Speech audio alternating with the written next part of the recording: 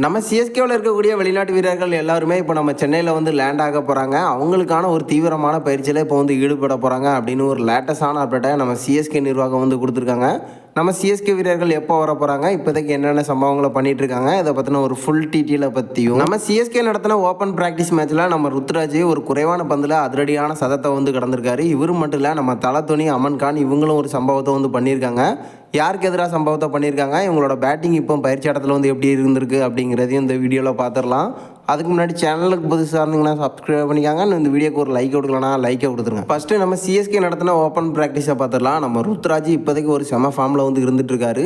2 டீமாக பார்த்தீங்கன்னா மேட்சை வந்து பிரிச்சிருக்காங்க. அதில் மூத்த வீரர்கள் ஒரு பக்கமும் இளம் வீரர்கள் மறுபக்கமும் வந்து மேட்சஸ் ஆடி இருக்காங்க ஓப்பன் ப்ராக்டிஸில். இப்போ ஃபுல்லாக நாவலூரில் தான் வந்து நடந்துட்டுருக்கு. அங்கே தான் ஒரு சம்பவம். நம்ம ருத்ராஜ் இளம் வீரர்களுக்கு எதிராக 49 பாலுக்கு 113 ரன் வந்து அடிச்சு கொடுத்துருக்காரு. நம்ம ருத்ராஜ் நம்ம முகேஷ் சௌத்ரியோட ஒரே ஓவரில் அதிக ஸ்கோர் வந்து பண்ணியிருக்கிறதா வந்து சொல்லப்பட்டிருக்கு. இப்போதைக்கு ருத்ராஜ் ஒரு நல்ல சம்பவத்தை வந்து பண்ணியிருக்காரு இளம் வீரர்களுக்கு எதிராக. இவர் மட்டும் இல்லை, நம்ம தலத்தோனியை பார்த்தீங்கன்னா 9 பாலுக்கு 29 ரன், அதுவும் நாட் அவுட்டாக டீமுக்குள்ளே ஃபுல்லாக வந்து இருந்திருக்காரு.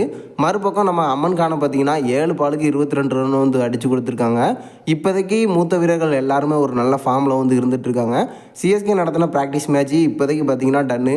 கிட்டத்தட்ட ஃபஸ்ட்டு ஸ்டெப்பு வந்து சக்ஸஸ்ஃபுல்லாக முடிஞ்சிருக்கு. ரெண்டாவது பார்த்தீங்கன்னா நம்ம சேப்பாக்கத்தில் தான் நெக்ஸ்ட் வந்து ப்ராக்டிஸில் வந்து ஈடுபட போகிறாங்களாம். ஸோ இப்போதைக்கு நம்ம சிஎஸ்கே வீரர்கள் எல்லாருமே சேப்பாக்கத்தில் ப்ராக்டிஸை ஸ்டார்ட் பண்ணுறதுக்கு வந்து ரெடி ஆகிட்டாங்க அப்படின்னு ஒரு லேட்டஸ்டான அப்டேட் வந்து கிடச்சிருக்கு. அடுத்து நம்ம சிஎஸ்கேவில் இருக்கக்கூடிய வெளிநாட்டு வீரர்கள் எப்போ லேண்ட் ஆக போகிறாங்க அப்படின்னு பார்த்தலாம். மொத்தம் 8 வீரர்கள் நம்ம சென்னையில் வந்து இருக்காங்க. டெவால் பிரவேஸ், அகில், நூர் அகமது, ஹென்ரி, நாதன் எலிசி, ஜெமி ஓர்டன், மேத்யூ ஷாட்டு, ஃபல்கஸ் அப்படின்னு கிட்டத்தட்ட இந்த 8 வீரர்கள் வந்து இருந்துட்டு இருக்காங்க. யாருமே நம்ம சென்னையில் வந்து லேண்ட் ஆகலை. இப்போ நம்ம சிஎஸ்கே நிர்வாகம் ஒரு அப்டேட்டை வந்து கொடுத்துருக்காங்க. ஒரு போஸ்டரை வந்து ரிலீஸ் பண்ணி வீரர்கள் எல்லாருமே ரெஸ்ட் எடுத்து முடிச்சுட்டாங்க.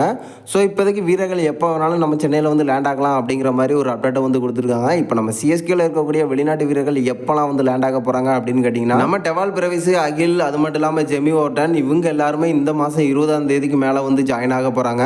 அது மட்டும் இல்லை, மேத்யூ ஷாட்டு பார்த்தீங்கன்னா ஏப்ரல் மாதம் தான் வந்து ஜாயின் ஆக போகிறாராம். எனக்கு கொஞ்சம் இன்ஜுரி வந்து பெருசாக இருக்குது அப்படிங்கிற மாதிரி வந்து சொல்லப்பட்டிருக்கு. மற்றபடி பொறுத்த வரைக்கும் பார்த்தீங்கன்னா நூர் அகமது, ஹென்ரி, நாதன் எலிசு இவங்க எல்லாருமே பார்த்தீங்கன்னா கிட்டத்தட்ட எப்போ வேணாலும் ஆன் த வே அப்படின்னு தான் சொல்லணும்.